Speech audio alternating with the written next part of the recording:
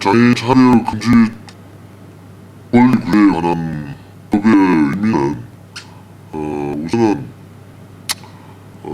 우리가 장애인이 됨으로써 전 세계적으로 겪는 차별을 근본적으로 지정하고 구제해보자는데 의미가 있고요. 특히 이 제조하는 방지법에서는 법이 독립적으로 제정되야 되는 점과 또 그 시정기구, 차별을 시정하는 기구가 독립적으로 설치되어야 된다. 또 실효적인 권리 구제 수단이 반드시 법에 명시되어야 된다. 그리고 그 중에도 차별에 대한 입증 전환제도, 또 직물적 손해배상제도 같은 것은 반드시 권리 구제 수단으로서 법에 명시가 되어야 된다고 그렇게 생각합니다. 특히 차별 시정 기구에 대해서는 일어나 국가인권위원회로 일어나야 된다는 주장과 방침이 있는데 현대 인권위의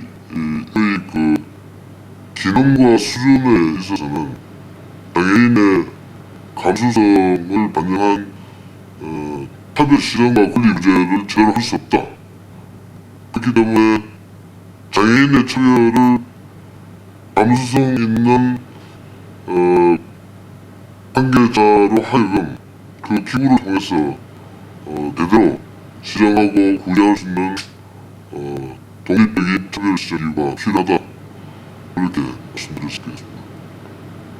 기존의 법들과 비교선상에서 얘기를 하자면은 기존의 장애인 관련법이 우리나라 같은 경우에는 부족하다 없다라고만은 말할 수 없을 것 같습니다. 그런데 기존의 법들은 사실은 상당히 선언적이고 그 다음에 아주 시급한 상황에 있어서 바로 시급하게 문제를 해결하는 데 있어서는 굉장히 미흡한 조치입니다. 네, 그렇기 때문에 제재 조치를 담고 있지 않은 경우들이 대부분이고요. 그런데 이렇게 시급한 어떤 구제가 필요함에도 불구하고 그냥 정책적으로만 다가가고 또한 선언적으로만 이루어졌을 경우에 그 장애인들이 갖고 있는 그 절실성의 문제는 사실은 좀 요원한 문제라고 얘기할 수가 있죠. 그렇기 때문에 어떤 분야별의 정책을 유도하는 법률들도 물론 필요하지만 차별 금지와 같은 형태로서 바로 소극적 형태로나마 실효성이 있는 법률을 만들어 놓는 것이 상당히 중요하다고 생각이 들고요. 그런데 왜 이 법을 인권법으로 하지 않고 차별 금지법으로 했느냐라는 질문들이 많이 있는데요. 인권법 같은 경우에는 상당히 포괄적입니다. 상당히 포괄적이 있기 때문에 모든 인간이 다 해당되는 그 인권법을 장애인에게 똑같이 해당된다라고 한다 그러면은 사실은 장애인이 갖고 있는 어떤 특징적인 내용들을 담아내는 데 있어서 역시 규정이 있다 하더라도 선언될 수밖에 없는 그런 한계가 있다고 생각을 합니다. 그렇지만 소극적으로나마 보다 인권 침해 현실을 적나라하게 드러나는 그런 차별금지 형태의 법으로서 담아놓으면은 이 정도의 우리의 인권은 국가가 나서서 지켜줘라라는 요구가 될 수 있을 것입니다. 그렇기 때문에 실효성을 위해서는 차별 금지라는 보다 좀 소극적이나마 네거티브한 이런 법이 필요하다라는 측면에서 공감을 하고 차별금지법으로 제정하게 되었습니다.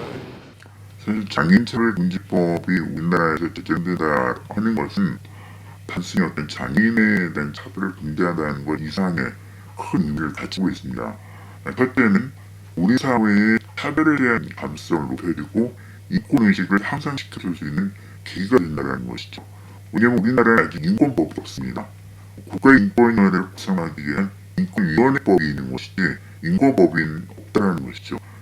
그런데 장애인 차별에 대한 어떤 개별적인 사안에 대한 차별금지에 대한 법안이 만들어진다고 하는 것은 그만큼 우리 사회에 만연되는 차별 가운데 가장 심각하고 또 가장 개선되기 어려운 장애인 차별이라는 문제가 개선되는 것을 통해서 다른 영역의 차별들이 함께 개선되고 이 부분에 대한 차별을 우리가 함께 고민하고 해결해 갈 수 있는 하나의 서도적인 역할을 장애차별금지법이 할 수 있다는 것이죠. 예를 들면 우리나라에서 아직 여성차별에 대한 문제는 많이 논의되어 있지만, 예를 들면 이주 노동자에 대한 차별이라든가 성적 소수자에 대한 차별이라든가 연령에 대한 차별이라든가 외모, 학력에 대한 차별이라든가 이런 것들이 굉장히 만연되어 있음에도 불구하고 그것에 대한 가능성이 굉장히 떨어져 있는 것이 사실입니다. 그리고 그런 문제들이 해결이 되지 않고 있는 것도 사실이죠. 그러나 이번에 장애차별금지법을 제정한다면 이것을 통해서 우리 사회 인권은 한 단계 나아가는 것이고, 또 국제사회에서도 우리나라의 인권을 한 단계 올려줄 수 있는 커다란 계기가 될 것입니다. 뿐만 아니라 이 장애차별을 금지하는 어떤 계기의 사안을 통해서 이것이 이주 노동자의 차별이나 성적 소수자에 대한 차별같이 소수에 대한 차별 금지로까지 확산되어서 그야말로 우리나라의 어떤 차별 금지를 보장할 수 있는 하나의 커다란 계기가 될 수 있고요.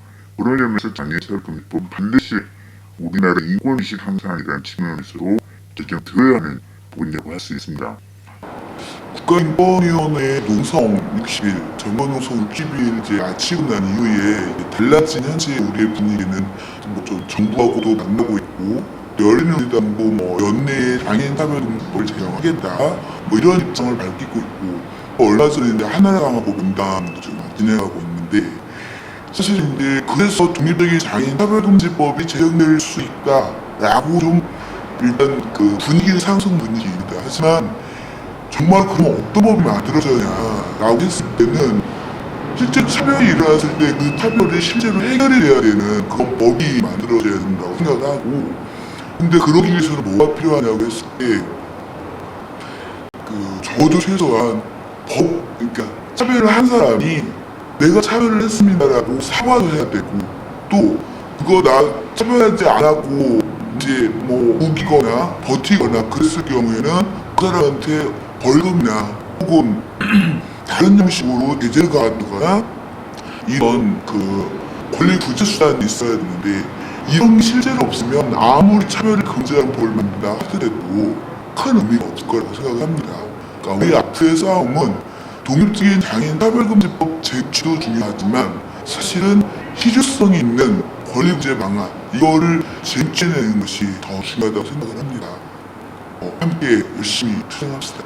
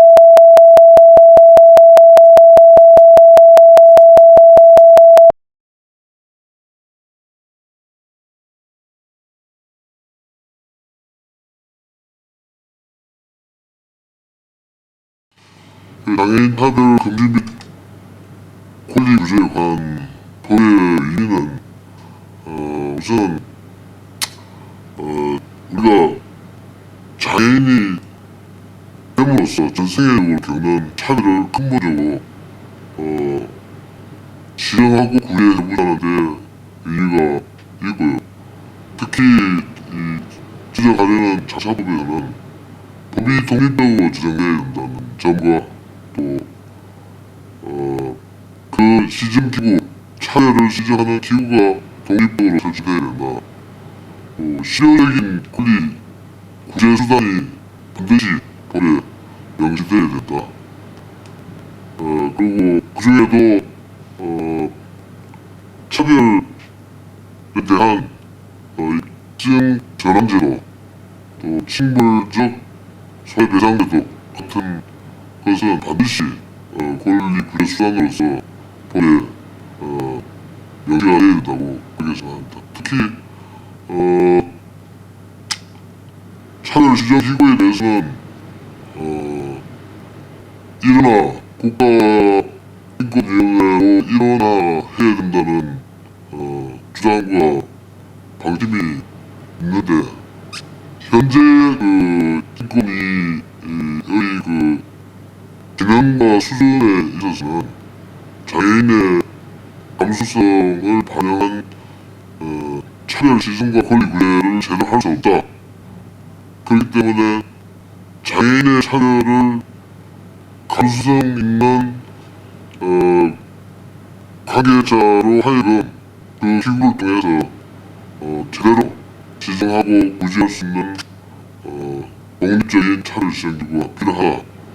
이렇게 말씀드리겠습니다. 기존의 법들과 비교 현상에서 얘기를 하자면은 기존의 장애인 관련 법이 우리나라 같은 경우에는 부족하다 없다라고 말할 수 없을 것 같습니다. 그런데 기존의 법들은 사실은 상당히 선언적이고 그 다음에 아주 시급한 상황에 있어서 바로 시급하게 문제를 해결하는 데 있어서는 굉장히 미흡한 조치입니다. 네, 그렇기 때문에 지조 조치를 담고 있지 않는 경우들이 대부분이고요. 그런데 그렇게 그 시급한 어떤 구제가 필요함에도 불구하고 그냥 정책적으로만 다가가고 또한 선언적으로만 이루어졌을 경우에는 장애인들이 갖고 있는 그 절실성 문제는 사실은 좀 요원한 문제라고 얘기할 수가 있죠. 그렇기 때문에 어떤 그 분야별의 정책을 유도하는 법률도 물론 필요하지만 차별 금지와 같은 형태로서 바로 소극적 형태로나마 실효성이 있는 법률을 만들어내는 것이 상당히 중요하다고 생각이 들고요. 그런데 왜 이 법을 인권법으로 하지 않고 차별금지법으로 했느냐라는 이제 질문들이 많이 있는데요. 인권법 같은 경우에는 상당히 포괄적입니다. 상당히 포괄적이기 때문에 모든 인간이 다 해당되는 그 인권법을 장애인에게 똑같이 해당된다라고 한다 그러면은 사실은 장애인이 갖고 있는 어떤 핵심적인 내용들을 담아내는 데 있어서 역시 규정이 있다 하더라도 선정일 수밖에 없는 그런 한계가 있다고 생각을 합니다. 그렇지만 소극적이로나마 보다 인권 침해 현실이 적나라하게 드러나는 그런 차별 금지 형태의 법으로서 담아놓으면은 바로 이 정도의 우리의 인권은 국가가 나서서 지켜줘라라는 요구가 들 수 있을 것입니다. 그렇기 때문에 실효성을 위해서는 그 차별 금지라는 보다 좀 그 소극적이나마 네거티브한 이런 법이 필요하다라는 측면에서 공감을 하고 차별 금지법을 제정하게 되었습니다. 사실 장애인 차별 금지법이 우리나라에서 제정된다라고 하는 것은 단순히 어떤 장애인에 대한 차별을 금지한다는 것 이상의 큰 의미를 가지고 있습니다. 첫째는 우리 사회의 차별에 대한 감수성을 높이고 인권의식을 상승시켜줄 수 있는 계기가 된다는 것이죠. 왜냐하면 우리나라는 아직 인권법이 없습니다. 국가인권위원회를 구성하기 위한 인권위원회법이 있는 것이지 인권법이 없다는 것이죠. 그런데 장애인 차별에 대한 어떤 개별적인 사안에 대한 차별 금지를 위한 법안이 만들어진다고 하는 것은 그만큼 우리 사회에 만연되어 있는 차별 가운데 가장 심각하고 또 가장 개선되기 어려운 장애인 차별이라는 문제가 개선되는 것을 통해서 다른 영역의 차별들이 함께 개선되고 이 부분에 대한 차별을 우리가 함께 모면하고 또 해결해 갈 수 있는 하나의 선도적인 역할을 장애인답의 문제법이 할 수 있다는 것이죠. 예를 들면 우리나라에서 아직 여성 차별에 대한 문제가 많이 논의되어 있지만, 예를 들면 이기 노동자에 대한 차별이라든가 성적 소수자에 대한 차별이라든가 연령에 대한 차별이라든가 뭐 외모, 학력에 대한 차별이라든가 이런 것들이 굉장히 만연되어 있음에도 불구하고 그것에 대한 가능성이 굉장히 떨어져 있는 것이 사실입니다. 그리고 그런 문제들이 해결이 되지 않고 있는 것도 사실이죠.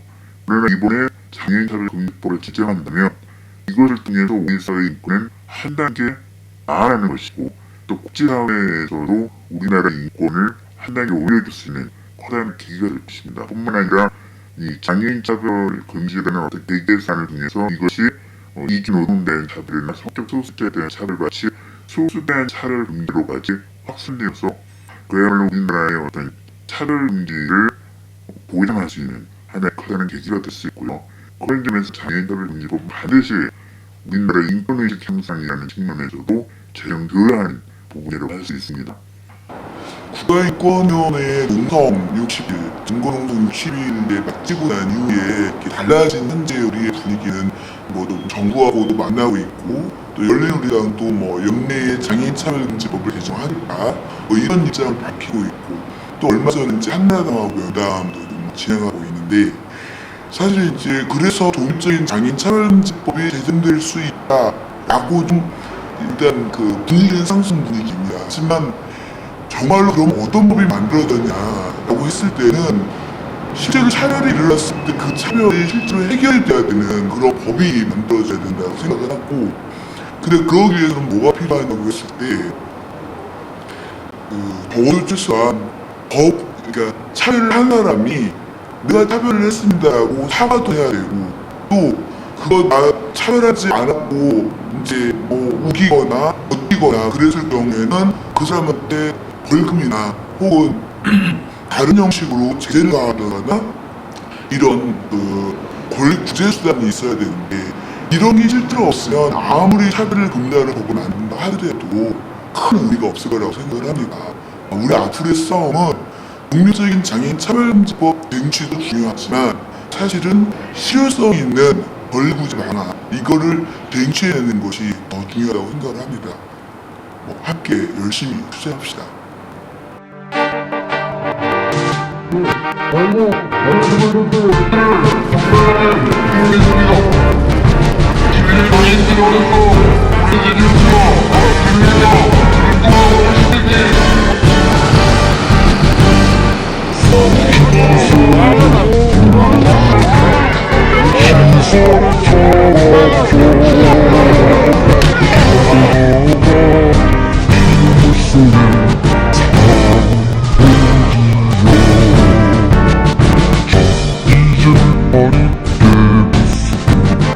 세상을 양다고